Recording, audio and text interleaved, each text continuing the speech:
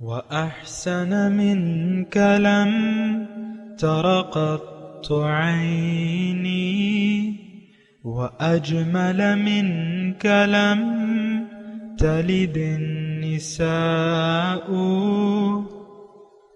خلقت مبرأ من كل عيب خلقت مبرأ من كل عيب كأنك قد خلقت كما تشاء.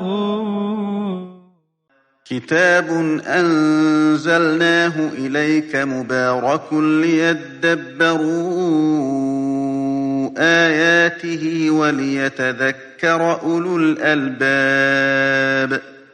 یہ کتاب برکت والی ہے جسے ہم نے آپ کی طرف نازل فرمایا ہے تاکہ دانش مند لوگ اس کی آیتوں میں غور و فکر کریں اور نصیحت حاصل کریں. اللہم صلی علی سیدنا محمد وعلی آل سیدنا محمد بعدد کل ذرۃ مئۃ الف الف مرۃ. سامعین و ناظرین کرام، السلام علیکم ورحمۃ اللہ وبرکاتہ. سامعین کرام، سورہ یونس درس نمبر 898 آیت نمبر 37. آج کا موضوع: کیا ہم قرآن پاک کو سمجھنے سے عملاً انکاری ہے؟ اس کے ساتھ آج کے سبق کا آغاز کرتے ہیں. سب سے پہلے گزشتہ سبق کا اعادہ ہوگا.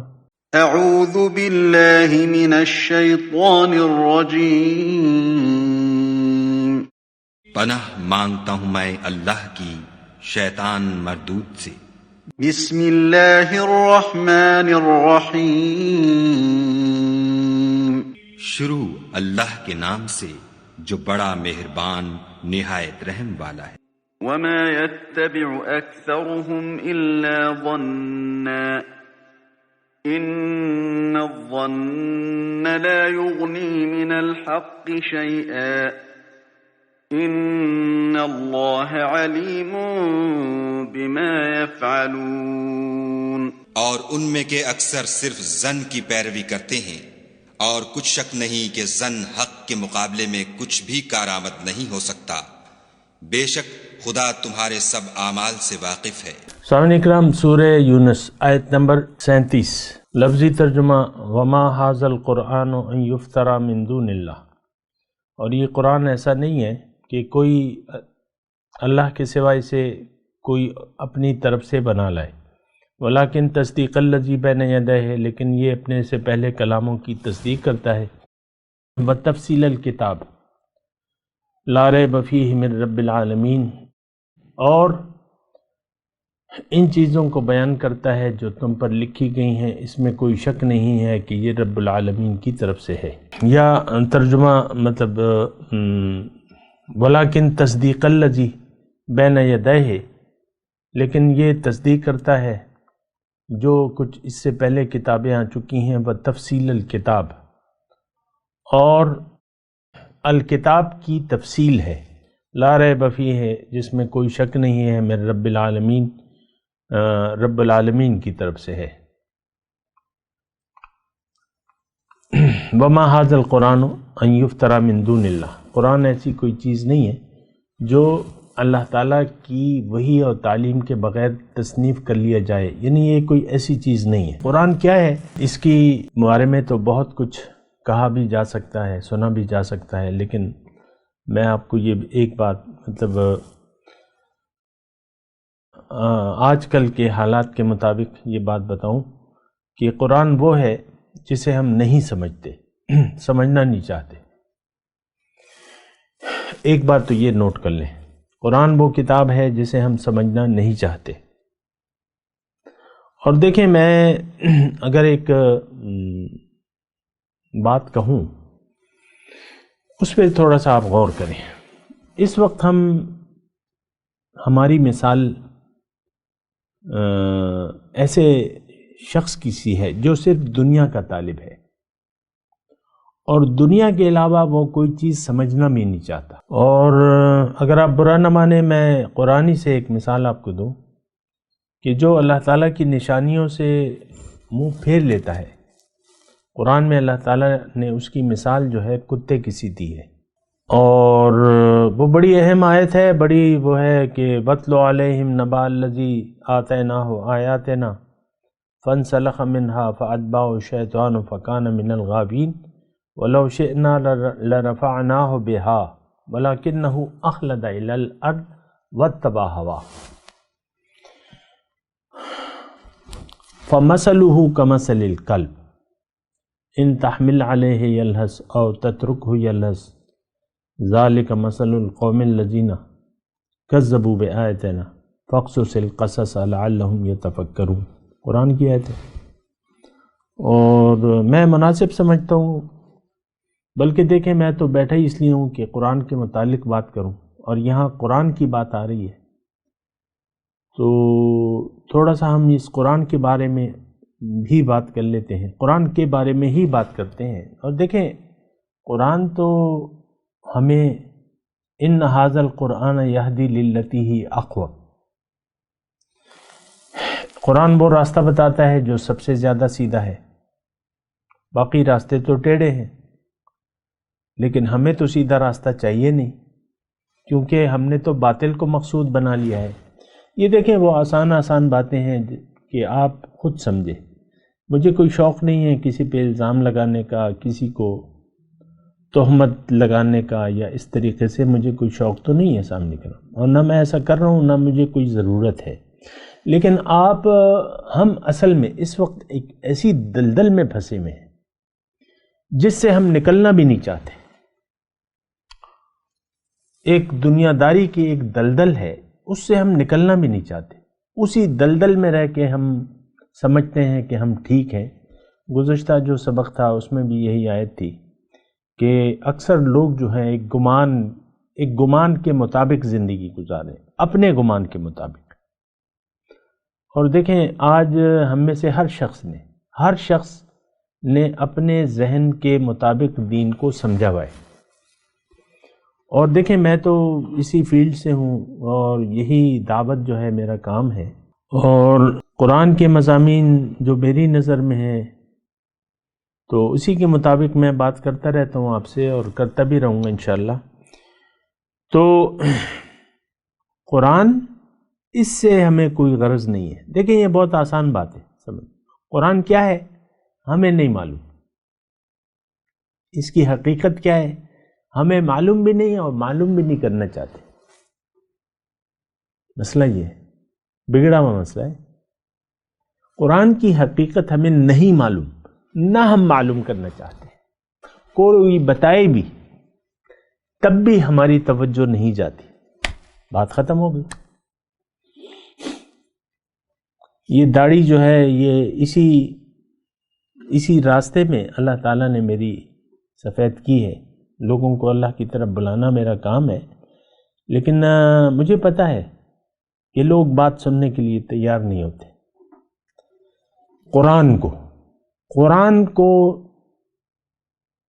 قرآن کی حقیقت کو ہم نہ جانتے ہیں، نہ جاننا چاہتے ہیں۔ جان بھی گئے، مثال کے طور پہ کوئی بیان کر دے تو ہمیں اس سے کیا لینا دینا، ہم تو دنیا دار ہیں۔ بعض لوگ بڑے شوق سے کہتے ہیں ہم تو دنیا دار لوگ ہیں۔ جاؤ بھی پھر جہنم میں جاؤ، دنیا دار ہو تو جہنم میں جاؤ۔ جنت میں تو دنیا دار لوگ نہیں جائیں گے، وہاں تو اہل تقویٰ جائیں گے۔ جنت اللہ تعالیٰ نے متقین کے لیے بنائی ہے۔ بہرحال میں قرآن کی بات کر رہا ہوں، اپنے مضمون کی طرف آتا ہوں کہ قرآن کی حقیقت ہم نہیں جانتے، واقعی نہیں جانتے۔ قرآن ایک نور ہے، لیکن ہمیں اس نور سے کیا تعلق، یہ تو اللہ تعالیٰ نے لکھا ہے۔ وَأَنزَلْنَا إِلَيْكُمْ نُورًا مُبِينًا، ہم نے واضح نور تمہاری طرف نازل کیا ہے، لیکن ہمیں کیا لینا دینا اس نور سے، اللہ جانے۔ اور اس معاذ اللہ ہمارا یعنی کردار یہ ہے، زبان حال سے کہہ رہے، اللہ جانے اور اس کا نور جانے، ہمیں تو بس پیسے چاہیے، دنیا چاہیے، یہ چاہیے، وہ چاہیے، یہ میرا ہے، وہ میرا ہے، یہ بلڈنگ میری ہیں، یہ پلاٹس میرے ہیں، میرے پاس اتنے پیسے ہیں، بس مجھے اب کچھ نہیں چاہیے۔ اللہ کا دیا سب کچھ ہے، بات ختم ہو گئی۔ ہو بڑی ایک خطرناک صورتحال ہے جس میں ہم گرفتار ہیں۔ ہم لوگ نہ اللہ والے ہیں نہ اللہ والے بننا چاہتے ہیں۔ یہ تو اللہ والا تو میں بہت بڑی بات کہہ رہا ہوں، ہمارا اللہ والوں سے کیا لینا دینا؟ وہ جانے، اللہ جانے، ان کے بندے جانے، ہم تو دنیا والے ہیں، ہم تو دنیا دار ہیں۔ پیسے دو، پیسے لے لو، پیسے دو، پیسے لے لو، یہ مال ہے، وہ دولت ہے، یہ بیٹا ہے، وہ بیٹی ہے، یہ میرے رشتہ داریاں ہیں، یہ کنبہ ہے، یہ اقتدار ہے، میں مشیر خاص ہوں، مشیر اعلیٰ ہوں، وزیر اعلیٰ ہوں، سینئر وزیر ہوں۔ گزشتہ جو ایک دور تھا نا مشرف کا، اس میں نائب وزیر اعظم کا ایک عہدہ کریٹ کیا گیا تھا۔ نائب وزیر اعظم۔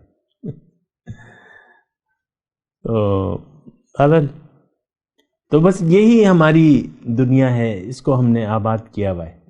اس ظاہر دنیا کے خول سے ہم باہر نکلنے کے لیے تیار ہی نہیں ہے، یہ بات بھی ہے۔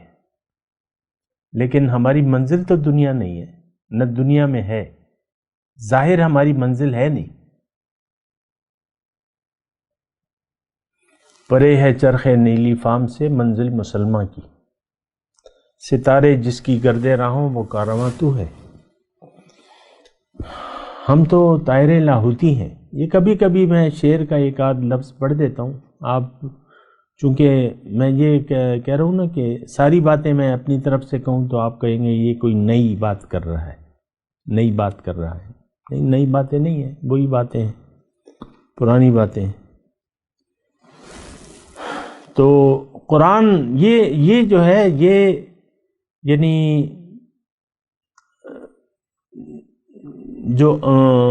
یعنی اب جو آیات آ رہی ہیں، آیت نمبر میں آپ کو بتاتا ہوں، آیت نمبر 44 تک، یہ 37 نمبر ہم آیت پڑھ رہے ہیں، یہ 44 تک ایک ہی قسم کے موتیوں کی لڑی ہے جو اللہ تعالیٰ نے بیان فرمائی ہے، اور اس میں مرکزی چیز جو ہے وہ قرآن ہے۔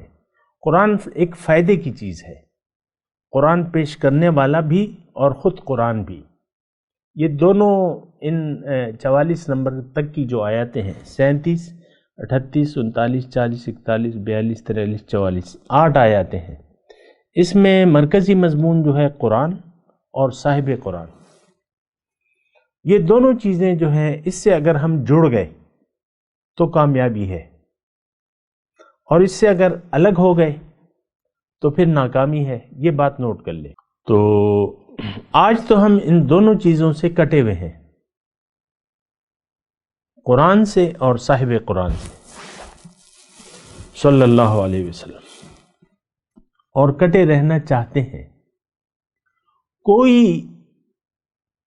قرآن اور صاحب قرآن صلی اللہ علیہ وسلم سے جڑنا نہیں چاہتا، یہ کٹا ہوا ہے اور کٹا ہوا رہنا چاہتا ہے۔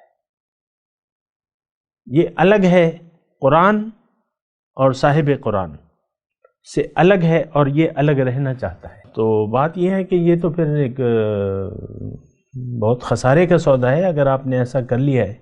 قرآن سے تو ہم جڑنا نہیں چاہتے، قرآن سے ہمارا کیا لینا دینا؟ آپ خود دیکھ لیں، زیادہ سے زیادہ ہوگا ہم تلاوت کر لیں گے، بس قرآن لے کے بیٹھ جاتے ہیں بس، اور پڑھ کے اپنے اوپر دم کر لیں گے اور بس ختم ہو جائے گی بات۔ اب مجھے نہیں معلوم کہ اس سے ہم حاصل کیا کرنا چاہتے ہیں قرآن سے، سوائے ثواب کے، جس کا ہمیں کوئی خاص ضرورت بھی نہیں ہے ثواب کی۔ بہرحال ایک وراثت میں ایک چیز ملی ہوئی ہے ہمیں، اور وہی ہم کرتے ہیں۔ ہو سکتا ہے ہمارے والدین نے، اکثر تو تلاوت بھی لوگ نہیں کرتے، عام طور پہ یہ دیکھا جاتا ہے۔ بچے کو آپ ناظرہ قرآن پڑھانے میں دلچسپی رکھتے ہیں، لیکن جب وہ قرآن پڑھ لیتا ہے پھر وہ تلاوت نہیں کرتا، آپ کی طرح آپ بھی نہیں کرتے، اور اگر آپ رسمی طور پہ کہتے ہیں تو بچے کو بھی رسمی طور پہ کہہ دیتے ہیں کہ بھیا ایک رکوع پڑھ لیا کرو، بیٹے بیٹی ایک رکوع پڑھ لیا کرو، ثواب ہوتا ہے اس سے، بس بات ختم ہوگی۔ قرآن سے ہمارا کیا لینا دینا؟ اللہ، لیکن ایسی بات نہیں ہے۔ اصل میں ہوا کیا ہے؟ ہوا یہ ہے کہ ہم نے ایک بہت بڑا دھوکے کا شکار ہو گئے، اور وہ ظاہر کا دھوکہ ہے۔ اب ظاہر کے دھوکے ہم نے کھا لیا ہے، خود کھا لیا ہے، کیونکہ ہماری نظر کے سامنے تو ظاہر ہے، ظاہر کے علاوہ تو کچھ نظر نہیں آتا، ہماری سمجھ میں بھی ظاہر آتا ہے، اس کے علاوہ ہم کچھ اور سمجھنا بھی نہیں چاہتے۔ قرآن تو اللہ تعالیٰ نے بھجوایا ہے کہ وَعَلَّمَ الْإِنسَانَ مَا لَمْ يَعْلَمْ، جو تمہیں معلوم نہیں ہے وہ قرآن بتاتا ہے، وہ وحی کے ذریعے اللہ تعالیٰ نے بتایا ہے۔ پہلی وحی تھی اقرأ بسم ربک الذی خلق، خلق الانسان من علق، اقرأ وربک الاکرم الذی علم بالقلم، علم الانسان ما لم یعلم۔ اب جو ہمیں نہیں معلوم وہ ہم معلوم نہیں کرنا چاہتے، مطلب وحی کی ضرورت سے آج کا مسلمان بے نیاز ہے، کم از کم آج کا مسلمان۔ دیکھیں ہم تو آج کی بات کر رہے ہیں، جو ہو چکا وہ تو ہو چکا، اور یہ صدیوں کا رونا ہے صاحب نکلا کہ ہم قرآن کی حقیقت سے غافل ہیں اور غافل رہنا چاہتے ہیں۔ قرآن میں کیا ہے، یہ کس طرف ہمیں بلاتا ہے، کون سا راستہ دکھاتا ہے، ہمیں اس سے کیا لینا دینا۔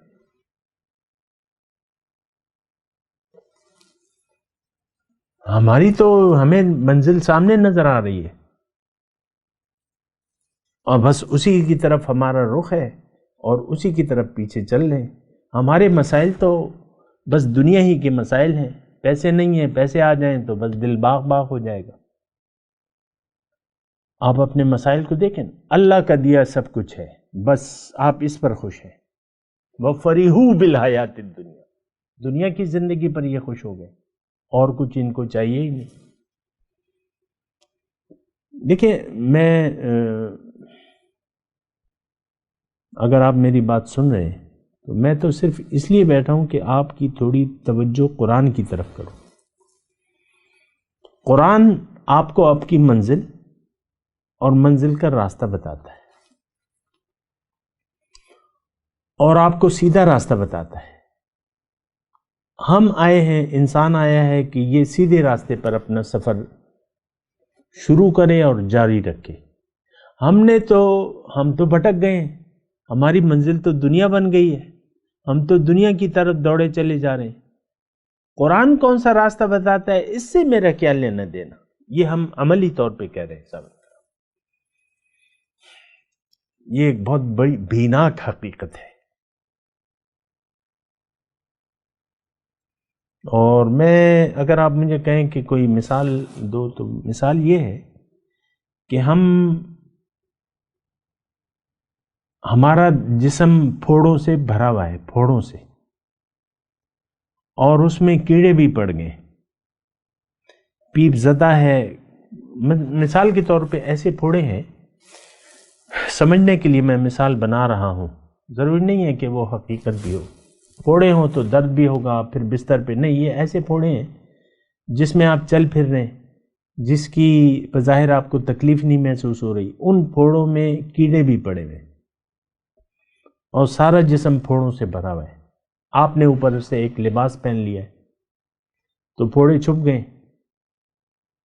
یہ ایسی کچھ مثال ہے کہ آپ کو فکر ہی نہیں ہے، آپ کے اندر جو بیماریاں ہیں اور اس میں جو کیڑے پڑے ہوئے ہیں، جو پھوڑے ہیں، آپ کے پھوڑوں کا تو علاج ہونا چاہیے۔ یہ قرآن شفا ہے ہمارے لیے۔ انسان روحانی طور پہ بیمار ہے، اس کو تزکیے کی ضرورت ہے، اس کو علاج کی ضرورت ہے، اس کو احیاء کی ضرورت ہے۔ ہمیں تو کوئی پرواہ نہیں ہے۔ یہ تو آپ کو میں دیکھیں اکثر کہتا رہتا ہوں نا کہ انسان پیدا ہوتا ہے تو یہ ڈارک میں ہوتا ہے، اندھیرے میں ہوتا ہے، اس کو روشنی کی ضرورت ہے۔ انسان جب پیدا ہوتا ہے تو یہ قابل اصلاح ہوتا ہے، اس کا نفس امارہ ہوتا ہے، اس کو تزکیے کی، پاکی کی ضرورت ہوتی ہے۔ انسان بے جان ہوتا ہے، اس کو جان کی ضرورت ہے۔ یہ ساری باتیں میں آپ کو کہتا ہوں، آپ کو پرواہ ہی نہیں ہے۔ یعنی جو میرے مستقل سننے والے ہیں وہ بھی یعنی کچھ خاص تو نہیں ہے، بہرحال جو بھی ہیں، تو ہمیں تو اپنی بیماریوں کی کوئی پرواہ ہی نہیں ہے۔ عام طور پہ آپ دیکھ لیں، اپنی سخت دلی، شقاوت قلبی کو دیکھیں کہ آپ کہتے ہیں میں تو ٹھیک ہوں، میں تو کوئی بیمار نہیں ہوں، یہ تو ایسے ہی لگا ہوا ہے، میں تو روشنی میں ہوں، میں جو سمجھ رہا ہوں دین کو، مجھ سے بہتر دین کوئی نہیں سمجھتا۔ آپ یہ کہتے ہیں میں تو جاندار ہوں، جان ہے مجھ میں، تم بے جان کیسے کہہ رہے ہو؟ یہ ہمارا دیکھیں ایسے ماننا ہے۔ یعنی قرآن اور جو بھی، اب یہ ساری باتیں تو میں قرآن سے آپ کو پیش کر لوں کہ آپ کو تزکیے کی ضرورت ہے، آپ کو بیمار ہے، یہ تو قرآن بتا رہا ہے۔ آپ بے جان ہے، یہ تو قرآن بتا رہے ہیں۔ تو قرآن کی بات ہو رہی ہے سامنے کرام، میں قرآن کی یعنی قرآن کی طرف آپ کو متوجہ کر رہا ہوں، اور دیکھیں قرآن کی اہمیت کو سمجھیں۔ قرآن ایک کتاب ہے جو آپ کو فرش سے عرش تک لے جانا چاہتی ہے، ایک بات یہ نوٹ کر لیں۔ لیکن ہم نے تو فرش زمینی کو اپنا منزل بنا لیا ہے، تو اس کا تو پھر آپ اسی پر خوش ہیں۔ وَفَرِحُوا بِالْحَيَاةِ الدُّنْيَا، یہ دنیا ہی کی زندگی پر خوش ہے، تو آپ تو مطلب یہ ہے کہ پھر کیا وہ ہو گئے۔ تو وَمَا كَانَ هَذَا الْقُرْآنُ أَن يُفْتَرَى مِن دُونِ اللَّهِ، یہ ایسا قرآن نہیں ہے کہ یہ گھڑ لیا جائے اللہ کے سوا، یعنی اللہ کی وحی اور تعلیم کے بغیر تصنیف کر لیا جائے۔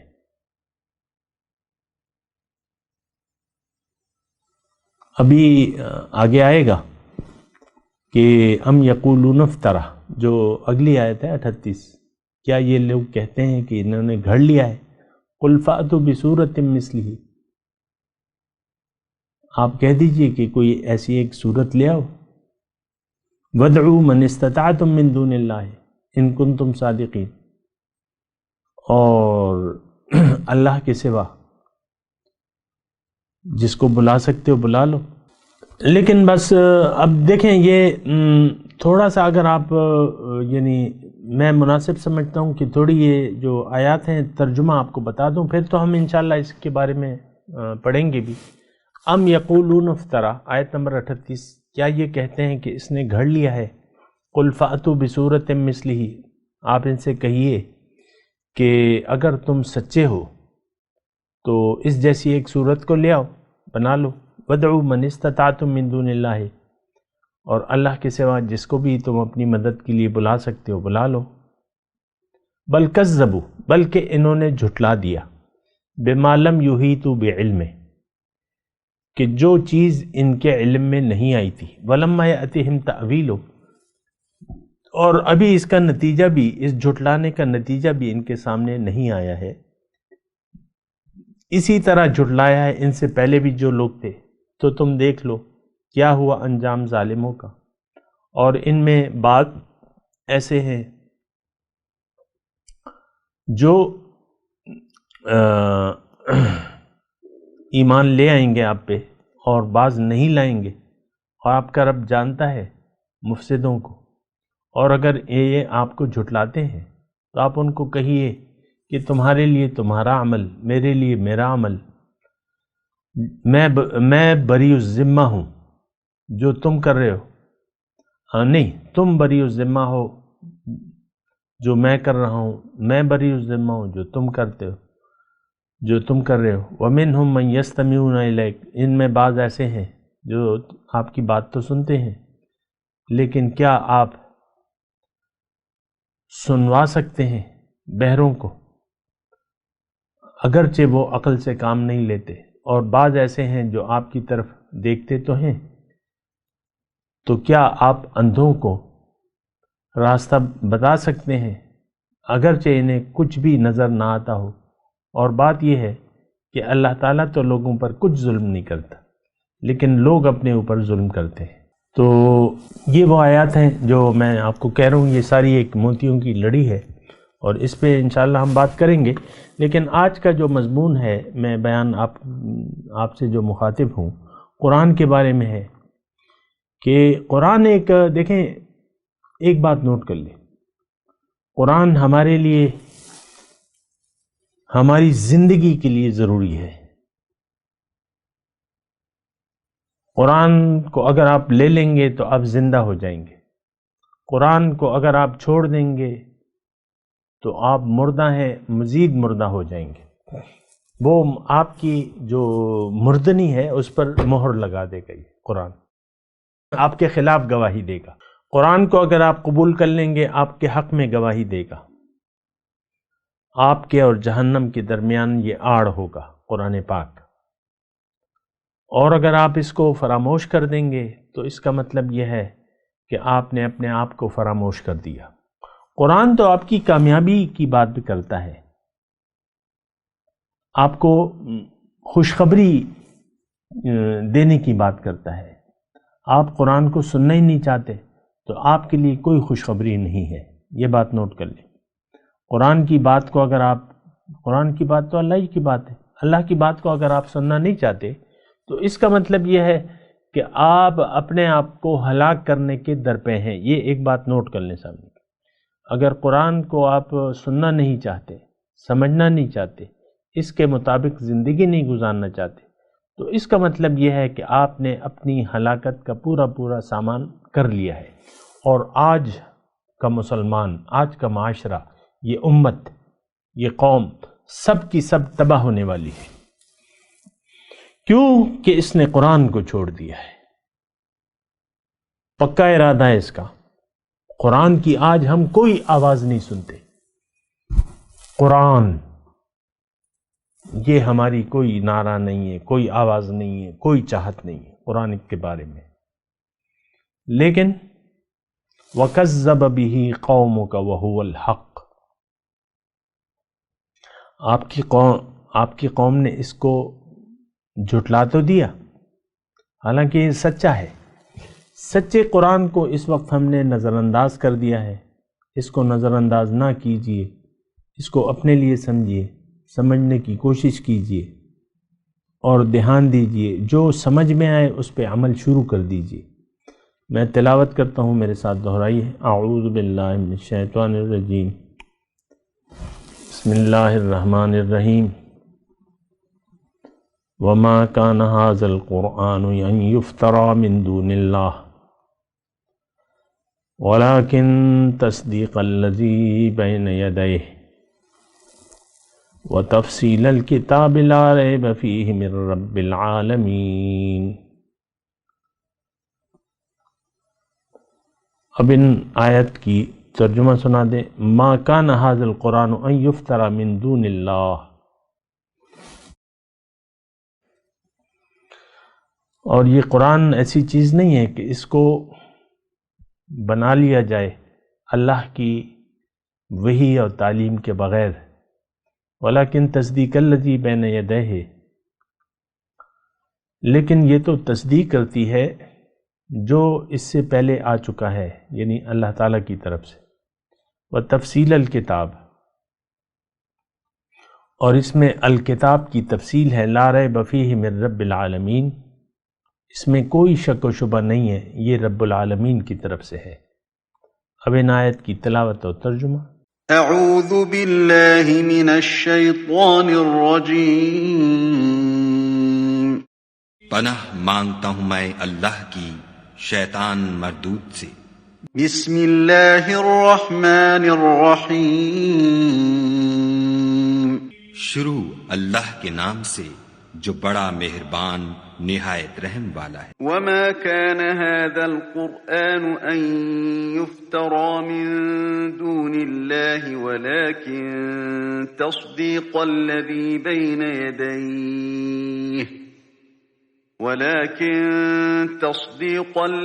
بين يديه وتفصيل الكتاب لا ريب فيه من رب العالمين. اور یہ قرآن ایسا نہیں کہ خدا کے سوا کوئی اس کو اپنی طرف سے بنا لائے. ہاں یہ خدا کا کلام ہے، جو کتابیں اس سے پہلے کی ہیں ان کی تصدیق کرتا ہے. اور انہی کتابوں کی اس میں تفصیل ہے، اس میں کچھ شک نہیں کہ یہ رب العالمین کی طرف سے نازل ہوا ہے۔ اس کے ساتھ ہی سامعین کرام آج کے درس کا وقت اختتام کو پہنچا۔ انشاءاللہ اگلے درس میں ملاقات ہوگی۔ وآخر دعوانا ان الحمد للہ رب العالمین، والسلام علیکم ورحمۃ اللہ وبرکاتہ۔ مولایا صلی وسلم دائما ابدا علی حبیبک خیر الخلق کلہم۔